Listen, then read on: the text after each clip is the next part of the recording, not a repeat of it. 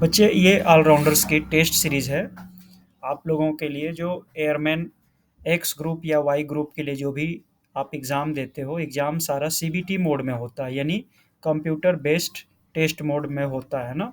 CBT mode computer based test. तो computer based test में क्या होता है कि आपको कंप्यूटर में ही टेस्ट देना होता है और वहीं पे आपको क्वेश्चन का आंसर एबीसीडी फॉर्मेशन में होगा और आप जो भी सबमिट करेंगे वो आपका आंसर रिकॉर्ड हो जाएगा है ना। तो ऑलराउंडर्स ने आप लोगों के लिए स्पेशल जो एग्जाम्स पर्पज़ के लिए आपकी प्रैक्टिस हो जाएगी और आप जितना तैयार किए हो आपकी चेकिंग भी हो जाएगी कि आपकी पोटेंशियल लेवल कितना तक बढ़ चुका है। तो इसलिए आपको टेस्ट सीरीज बना के देते हैं। ये हमारे किसी स्टूडेंट्स का है, ये आपको एक सैंपल दिखा रहे हैं। मान लो उसको इंग्लिश का टेस्ट देना है, चाहे वो एक्स ग्रुप का हो या वाई ग्रुप का हो, दोनों के लिए ये टेस्ट इंग्लिश का कॉमन है। तो कैसे टेस्ट देना है राउंडर्स ऐप में, आपको ये टेस्ट मिलेगा, आप टेस्ट अटेम्प्ट लिखेंगे ना, आपने क्लिक किया टेस्ट अटेम्प्ट तो ऐसा टेस्ट खुल जाएगा आपको। और फिर टेस्ट खुलते ही आप यहाँ पे बताओगे कि हाँ ठीक है, I agree for this test, और आप आगे टेस्ट के लिए प्रोसीड करते हो। ठीक है बच्चे, तो ये आप टेस्ट के लिए जब प्रोसीड करते हो तो नेक्स्ट करना पड़ेगा। ठीक है, आपने नेक्स्ट किया, नेक्स्ट में ये क्वेश्चन आ जाता है कि I have read and understood the सारे क्वेश्चंस, ये सारा इंस्ट्रक्शंस, आई एग्रीड है।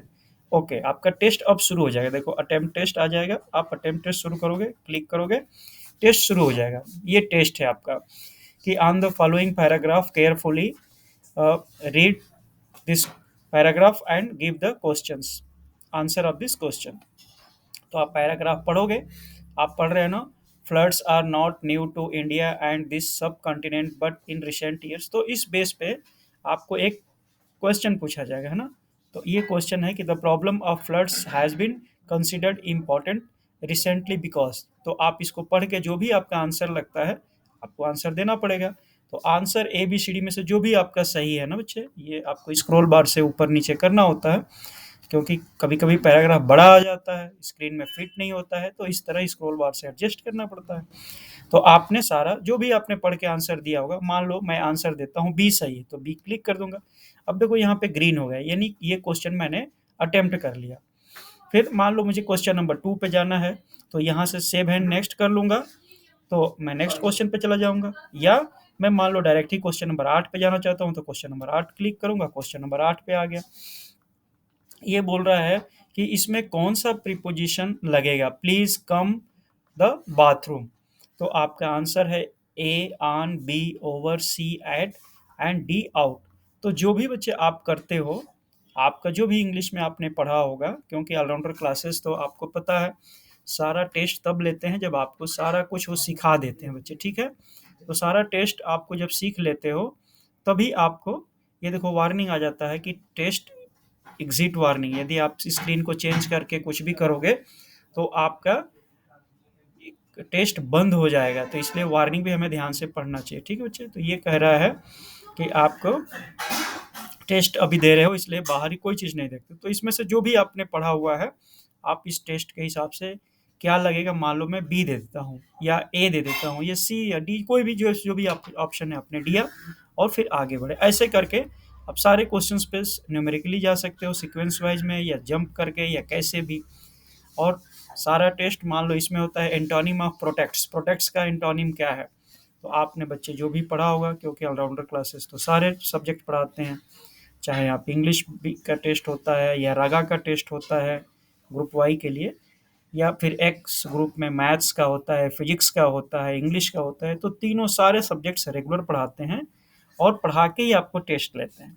तो मान लो ये पूछ रहा था कि आपने प्रोटेक्ट्स का अपोजिट बताओ, तो प्रोटेक्ट्स का अपोजिट क्या होगा, जो आपको बच्चे पढ़े होंगे, याद होगा, आप जानते होंगे, उसके हिसाब से आप आंसर दोगे।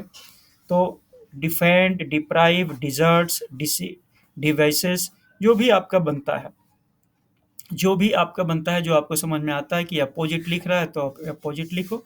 मान लो मैंने आंसर दे दिया सी, मैं कुछ नहीं बोल रहा हूँ, आप लोगों का चूंकि टेस्ट ले रहा हूँ इसलिए मैं नहीं बोलूँगा, मैं टीचर हूँ, आप लोगों के मैं आपके ऊपर छोड़ रहा हूँ, क्योंकि अभी मैं टेस्ट मोड में हूँ। तो टीचर क्या करता है, टेस्ट के टाइम पे बच्चों को बिल्कुल खुली छूट देता है कि वो अपना टेस्ट दें। ठीक है, तो ये आपने टेस्ट का ये आंसर किया, नेक्स्ट क्वेश्चन में जा सकते हो 7 टेस्ट, तो 14 पे चले जाओगे, 14 नंबर क्वेश्चन खुल गया, देखो क्वेश्चन नंबर 14।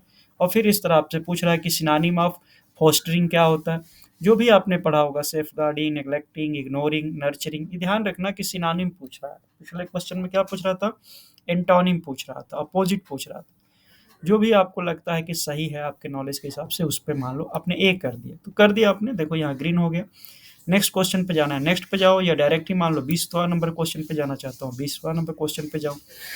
आपको पी क्यू आर एस के सीक्वेंस पे लगाना है, पहला और लास्ट आपको दिया हुआ है, people, P Q R S. अब आपको सीक्वेंस बनाना है, प्रॉपर सेंटेंस। तो मान लो आपने जो भी आंसर करते हो, मान लो मैं आपने सी कर दिया, डी कर दिया, ए कर दिया, कुछ भी कर दिया, यहाँ पे हो गया बच्चे, ठीक है।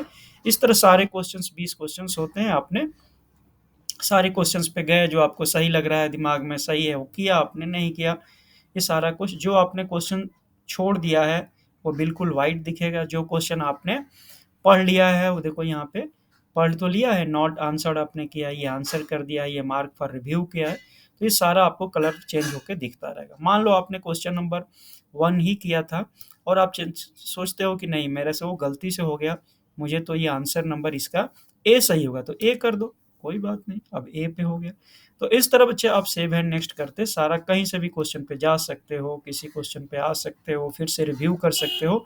और जब टाइम यहाँ पे चलते रहता है बच्चे, है ना, क्योंकि आपको पता है इंग्लिश के लिए और रागा को मिला के आपको 45 मिनट्स मिलते हैं, या फिर आपको इंग्लिश के लिए, फिजिक्स के लिए या मैथ्स के लिए, ये सब मिला के मान लो आपको 60 मिनट्स मिलते हैं, या फिर आप एक्स वाई दोनों का देते हो तो सारों चारों पेपर का मिला के आपको 85 मिनट्स मिलते हैं। ये सारा सिस्टम यहाँ पे चलता रहेगा, क्योंकि जो आपने भरा होगा, जो आपके लिए एग्जाम का सेट किया गया होगा, उसके हिसाब से ये कंप्यूटर पे ऑटोमेटिक ये घड़ी चलती रहेगी। तो अभी तक आपने 35 सेकेंड्स तक ये काम किया है।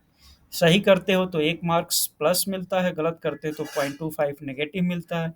ये सारा कुछ आपको दिया रहता है, तो जो भी क्वेश्चन आप करोगे आप देख सकते हो।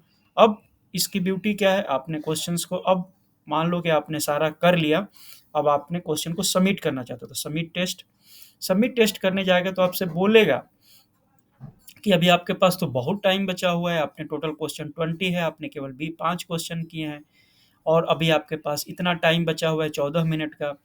तो आप फिर से क्वेश्चन करना चाहते हो, तो इसको सबमिट नहीं करना चाहते हो तो